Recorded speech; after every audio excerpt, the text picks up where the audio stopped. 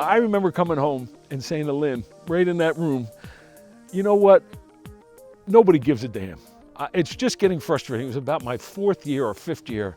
I said, nobody cares. Nobody cares. It's just, there's no commitment. And she said, Tommy, you were 14 and 68 and they didn't fire you. That's a hell of a commitment to me. And I thought, you know what? She is absolutely right.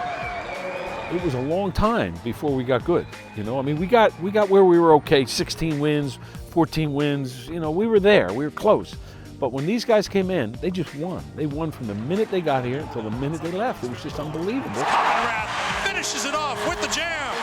You just couldn't get any more different, separate group of guys, but when you got on the court, it just meshed. Everybody knew their role, everybody knew their job.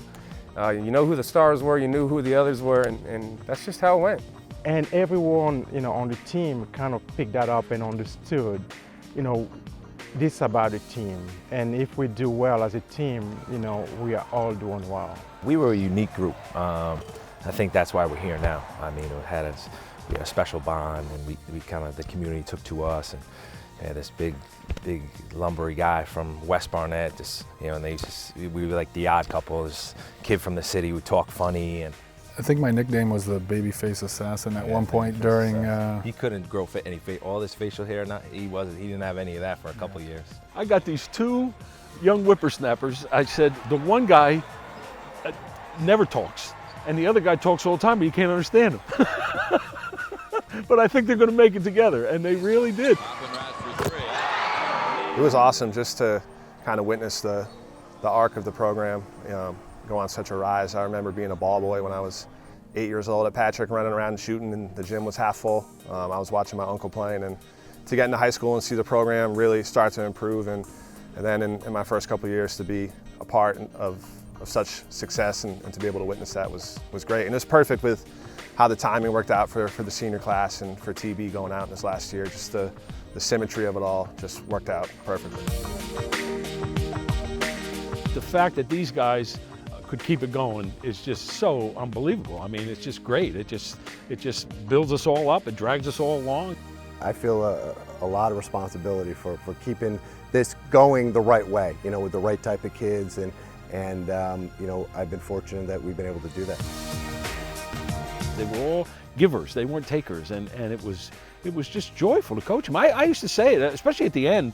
We got to the end. We could have gone, me and my staff, at the end of February, could have gone to Bahamas for 3 weeks, and when we would come back, they would have been in the finals. I'm convinced of it, because they were so good together by that point and cared so much about each other, and you know, the community took them in. I mean, I had no idea how big it would be in this community, you know, and then by the 3rd year, when we finally beat Syracuse, dude, it was crazy. They were like the Beatles.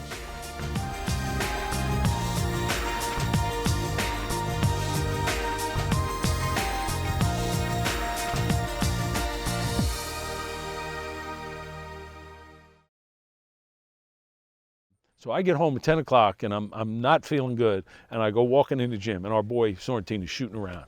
And I walked over to him and I said, you know what? We're a mess. We're a mess right now. And he went, Coach, don't you worry about nothing. We will roll through this thing, I promise you. It was like your dad told you. It was like, oh, okay, all right. And we did. And you go from that type of pressure and expectation to being an underdog of 13 against a team who just won the Big East championship. So it was nice to, you know, kind of really go in there and be loose in that game, and was different for our guys. Well, that was the one good thing about our team, was that, you know, people stepped up at different times and played really well and knew what they needed to do to help us win games. And Jermaine obviously stepped up big. 29, 5 and 5 with 4. There you go. That's what so you got like a quadruple nickel. That's what you got. I just watched the game the other day. I only ever watched it maybe once after it happened. And I watched it the other day, and we were bad. We weren't good at all, except for him. He was brilliant. I didn't know I was going to score 9 for 10, but I just remember feeling, I want to look at myself in the mirror and say, I've done something for my team. And I think for me, basketball-wise, that was the proudest moment. Before Syracuse, we were in the locker room, and I was like, right before the game, he's like, you know, what do you think? We always used to talk before every game, and This game was no different. If we're gonna win this game, we gotta be down like 5 or 6 at halftime. If we're winning, you know, Boeheim's gonna go in there and they get them all fired up, and they're gonna come out and they're gonna kick our butt. But if we're down, they're just gonna take it for granted, and you know, we'll come out, we'll win in the end. We're down 4 at the half.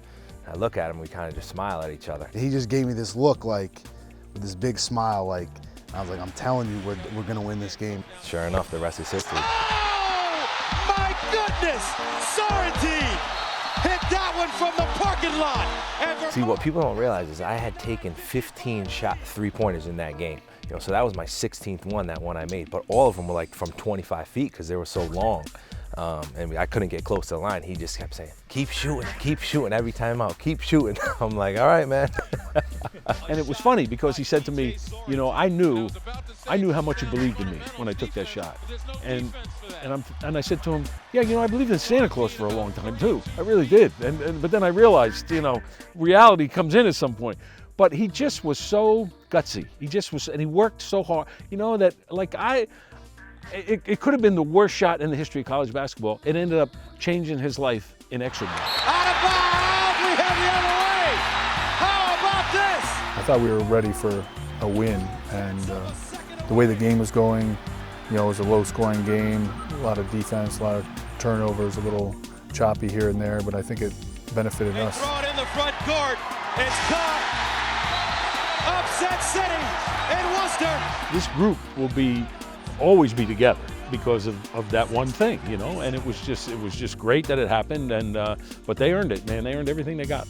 It's just neat, you know, shows what we've built together.